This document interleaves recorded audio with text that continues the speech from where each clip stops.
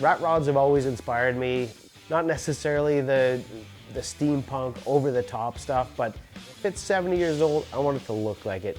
It's always nice to make something like that run well and, you know, spin the tires a little bit, have a little bit of fun.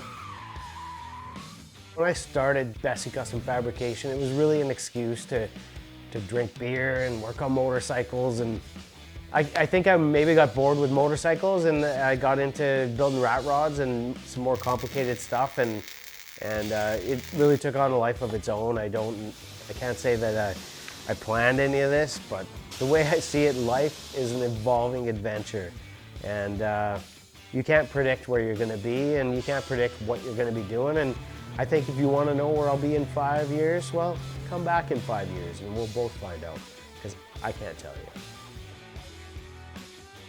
I want to keep challenging myself. When I do that, my creativity comes out, and that's what it's all about. Be creative, build something you can be proud of, build something you can show your family or your friends or whatever. I mean, it's about building something that hasn't been done before. Everything's been done before, right? No, it hasn't.